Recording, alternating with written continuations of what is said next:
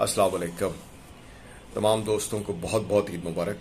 उम्मीद है कि आप दोस्त अपने घर वालों के साथ, दोस्त अहबाब के साथ जो वो ईद की खुशियाँ मना रहे होंगे।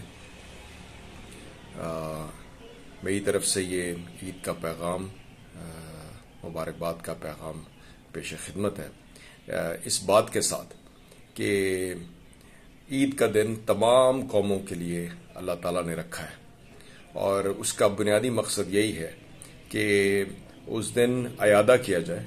ईद यानी ईद से मुराद लौटने से है और अयादा किया जाए उस दिन इस कॉन्सेप्ट का, इस नज़रिए का कि अगर किबरियाई है, बड़ाई है और हम्द है और सना है तो सिर्फ अल्लाह ताला की है।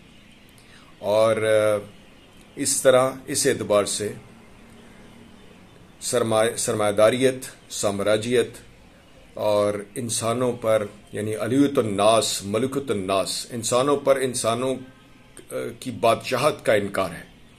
और इंसान अल्लाह ताला ने आज़ाद पैदा किया है और इस एतबार से कि वो अपने हकूक़ के एतबार से, अपने फ़रज़ के एतबार से वो आज़ाद है।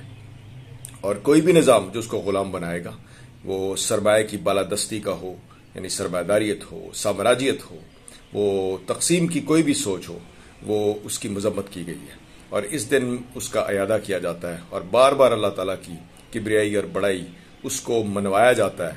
और यही काम जो है वो तारीख़ में हुआ और आज फिर इसी चीज़ की ज़रूरत है कि हम उसी कॉन्सेप्ट से जुड़ें और इस दिन को बुनियाद बनाएं कि अगर हमने तरक्की करनी है और अपने मुल्क को आगे लेकर जाना है तो हमें यहाँ पर एक तकसीम का 2 नंबर और जो निज़ाम है, जो सरमायादारियत है, जो कि अफलास, भूख तकसीम पैदा करता है, इसके इनकार को, इसका इनकार करें और इसके खिलाफ इनकलाब बर्पा करें।